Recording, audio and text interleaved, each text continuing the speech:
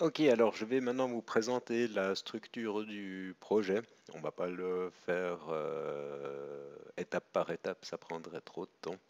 Donc je vais vous montrer un petit peu les zones dans lesquelles j'ai dû travailler. Et puis avant d'enregistrer ce webcast, j'ai résolu le problème avec mon assertion. Donc vous voyez que maintenant tous mes tests sont en vert. Alors, on va repartir de notre schéma et on va voir un peu les différentes choses qu'on doit faire. Donc, la première chose qu'on doit faire, c'est si dans mon projet de test, j'ai une spécification Swagger, donc un fichier YAML, j'ai envie de générer les stubs. Donc, c'est finalement des classes qui vont me permettre assez facilement de parler avec mon API REST. Donc finalement, ça revient à générer un client REST depuis une spécification Swagger et de l'avoir à disposition pour écrire mes tests. Donc pour faire ça, on va de nouveau utiliser Swagger CodeGen, comme on l'avait fait du côté serveur, sauf qu'on ne va pas utiliser le langage Spring Boot, on va ici utiliser le langage Application. Donc ça, c'était la première chose qui a nécessité un petit peu de temps. C'était de nouveau d'aller se balader en faisant bien attention d'être sur le tag ici 221, puisque c'est quand j'ai dans mon fichier pom.xml, je dis que j'ai une dépendance sur cette version. Et donc en allant dans les modules, dans CodeGen, dans les sources, main, Java, IO, langage. Donc on voit qu'on a ici les clients. Et en fait, ça c'est utilisé pour générer du code client, mais il y a différents dialectes. Donc c'est un langage et il y a différents dialectes. C'est ce qu'on a ici dans les librairies. Donc on peut décider de générer du code client en utilisant Jersey, Jersey2, ou alors cette librairie OK HTTP qui a été développée et mise en open source par la société Square. Donc je l'ai ici. Alors là, j'ai fait pas mal de tests. J'étais d'abord parti sur Jersey, mais j'étais pas tout à fait content du code qui était généré. Et donc finalement, j'ai trouvé une solution avec OK HTTP.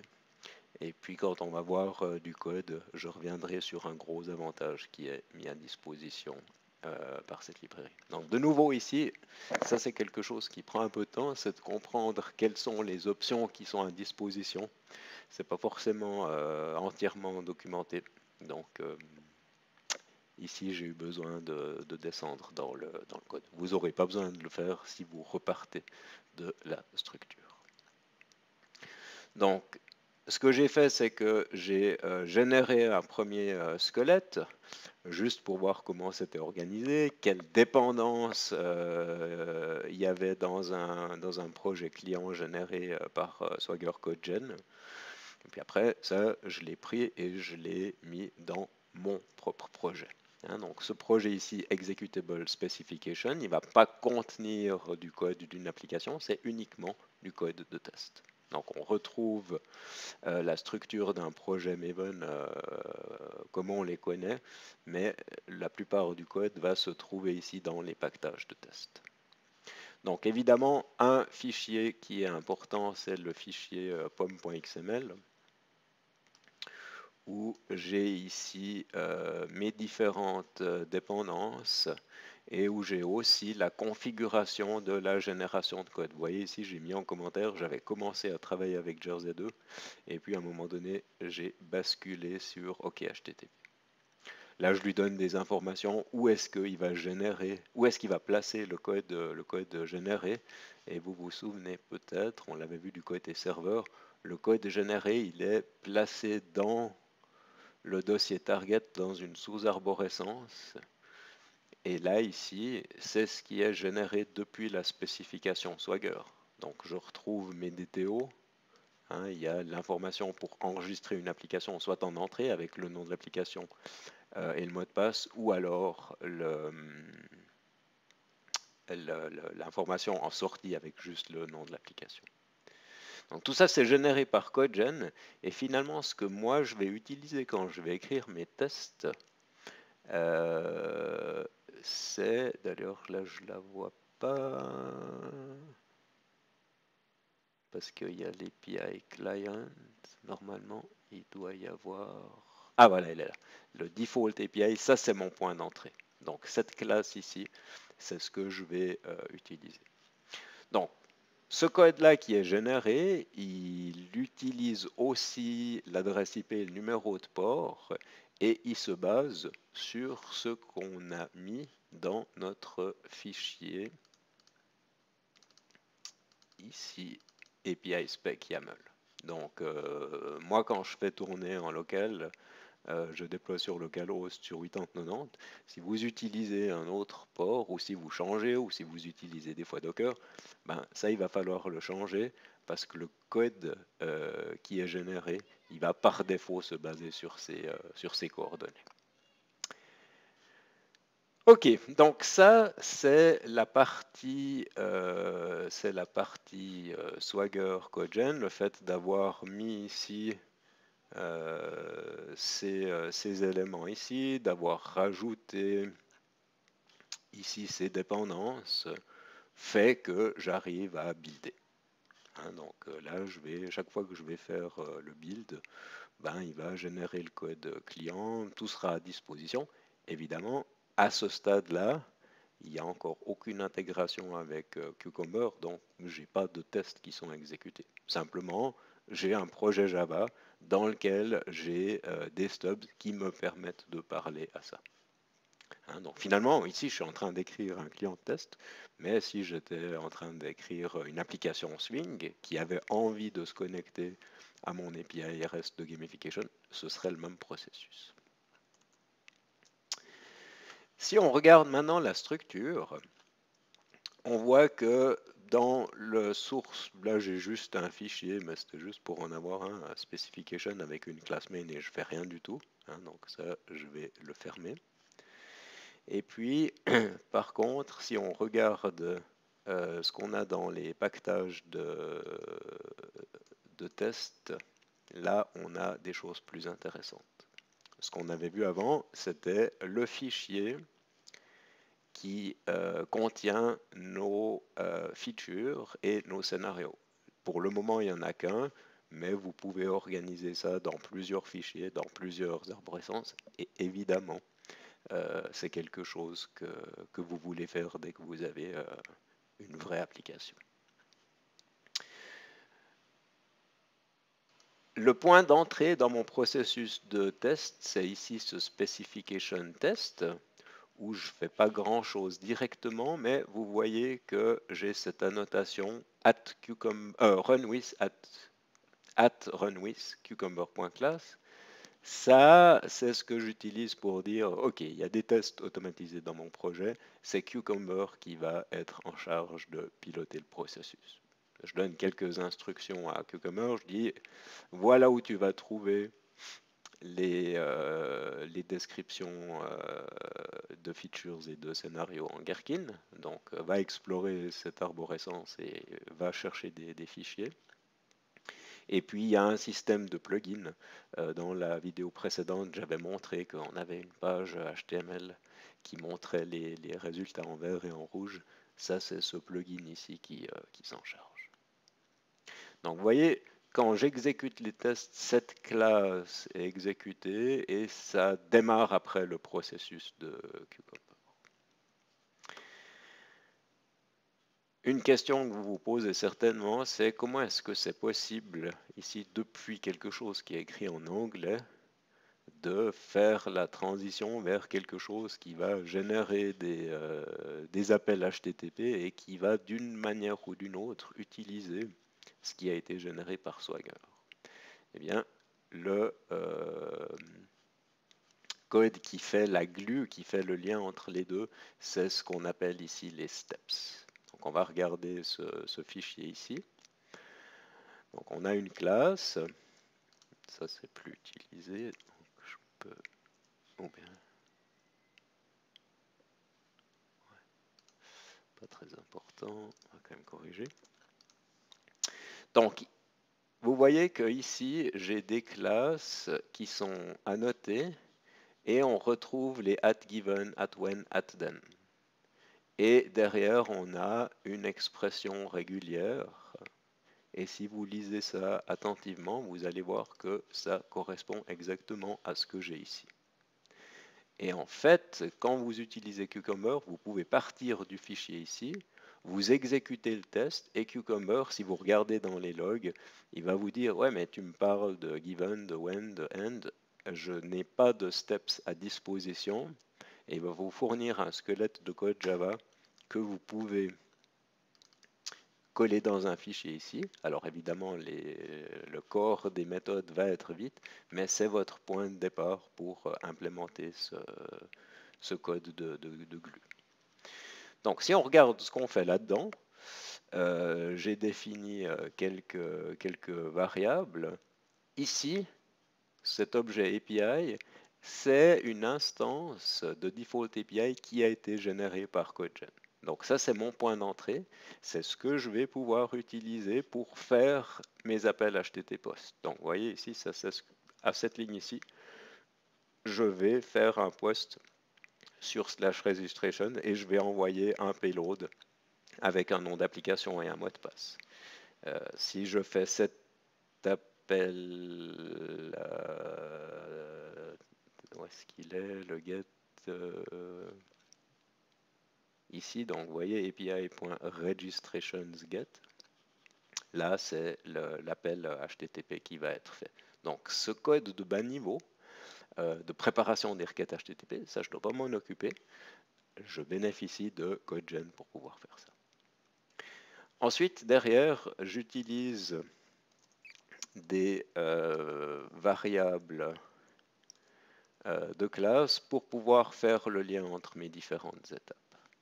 Donc vous voyez ici par exemple que quand j'ai l'étape, donc si j'ai un payload d'application, qu'est-ce que je dois faire là-dedans? Je dois la préparer, donc je prépare une registration, je lui passe des paramètres, nom et mot de passe, et puis c'est quelque chose qui est fait sur une variable d'instance. Ce qui fait que quand j'arrive sur le when, eh bien, je l'ai à disposition et je peux faire mon appel. Donc vous voyez, le code là, il est assez court. Je pense que c'est relativement facile à comprendre. Ce qui m'intéresse, puisque je teste le code de statut, c'est aussi de capturer le code de statut pour après pouvoir faire une assertion. Donc ici, je fais une assertion. Est-ce que le code que j'ai reçu, c'est bien 200? Vous voyez une fonctionnalité aussi intéressante de Gherkin. On peut avoir des paramètres. Donc finalement, si ici j'ai d'autres lignes et puis que je ne fais pas 201 mais 400, 404, je ne vais pas avoir besoin d'écrire du code Java pour chacun de ces éléments. Je vais toujours pouvoir réutiliser ce code ici. Donc ça, c'est assez pratique. Et puis vous avez ici le code, donc c'est, voilà, je m'attends à voir mon application dans la liste retournée par l'appel aget. C'est là où il y a cette syntaxe un petit peu particulière qui est mise à disposition par assertj, où je dis, ben voilà, je vais extraire la propriété application name de tous les éléments de cette liste, et puis dans le résultat, je m'attends à trouver my application. On pourrait même être plus strict et puis dire qu'on s'attend à voir, il doit y avoir un exactly.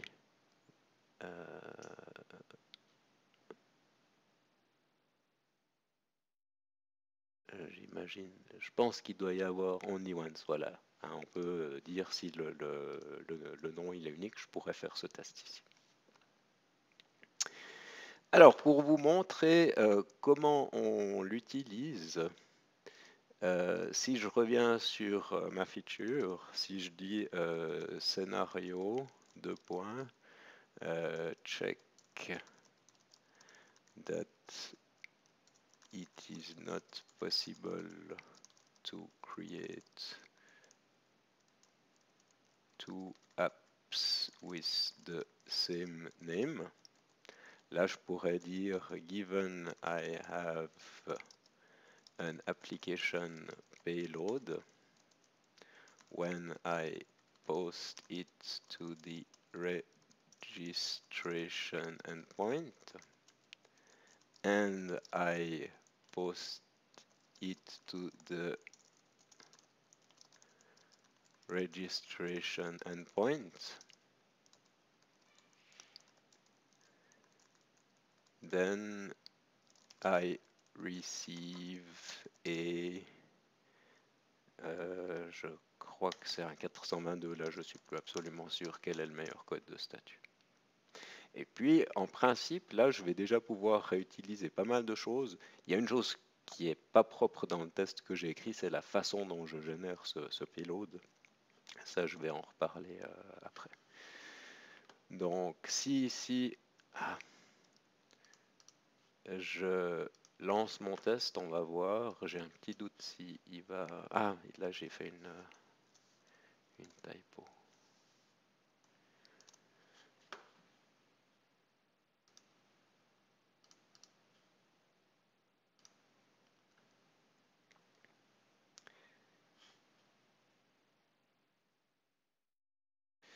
Voilà, alors on va regarder l'output.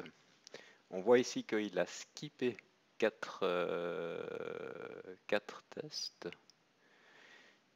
Et puis... Ah, vous voyez, en fait, je me suis planté. C'est pas registration, mais c'est registrations. Donc on va enregistrer ça. On va refaire un clean and build.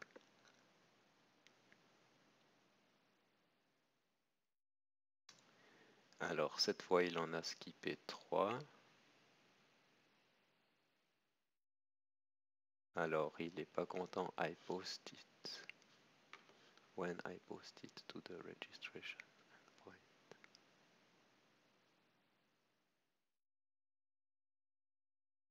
Ah, vous voyez, il faut quand même faire attention avec la syntaxe. Mais par contre, le fait que j'ai tout de suite ce feedback, ça m'aide à écrire les tests. C'est pas si compliqué que ça. Voilà, magnifique. Donc vous voyez, là, ça, d'ailleurs, je m'y attendais pas. Je pensais avoir quand même besoin d'écrire un peu de code Java. J'ai improvisé. J'ai pu ici réutiliser tous les steps Java que j'avais à disposition.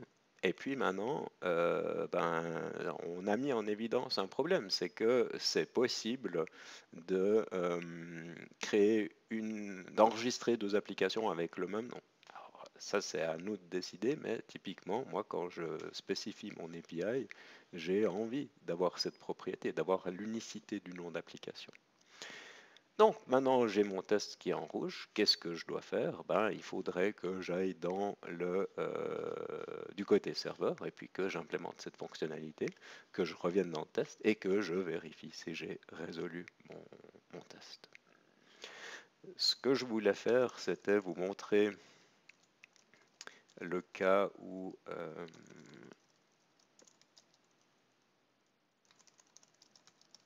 j'ai pas de steps à disposition. Donc, given I know the name of an application, when I send a delete on the slash registration endpoint. Là, il y a certainement un moyen dans la syntaxe de passer le paramètre.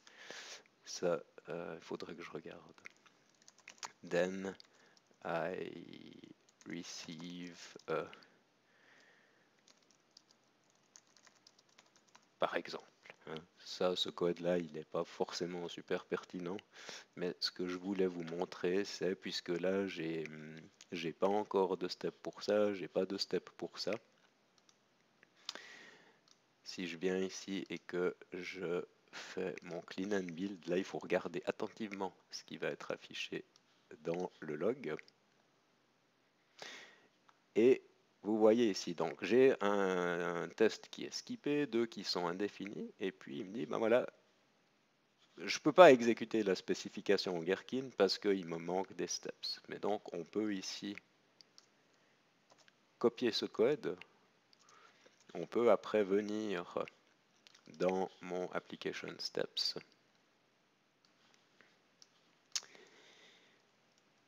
et puis on peut les rajouter. Et puis c'est là après où il faudrait trouver la bonne manière d'écrire le code, hein, ce que je ne vais pas faire dans ce webcast. La dernière chose que je vais mentionner ici, c'est pourquoi est-ce que j'étais passé sur cette librairie OKHTTP. Le code qui était généré par Jersey, il me donnait directement des DTO. Ce qui est souvent pratique, mais si on veut faire des assertions sur les codes de statut ou sur des propriétés de la réponse HTTP, c'est pas génial. Avec cette librairie ici, j'ai le choix. Donc vous voyez ici par exemple, je fais un appel sur registrations post with HTTP info et là j'ai une réponse et j'ai accès au code de statut.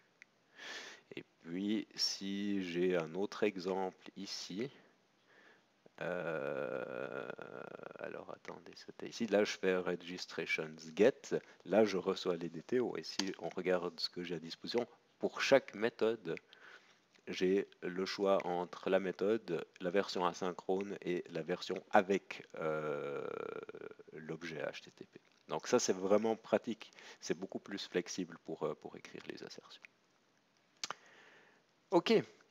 Donc, si je reviens sur mon setup ici, on a vu que Swagger avait été configuré, que le layout avait été fait, et puis les tests. Et puis finalement, ce que j'ai déjà fait ici, c'est vous expliquer cette partie ici.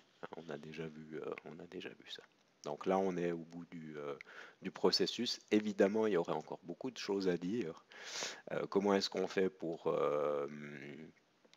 éviter d'avoir un immense fichier ici qui contient tous les steps? Comment est-ce qu'on fait pour splitter les choses? Mais à partir du moment où on split, comment est-ce qu'on fait pour partager l'état?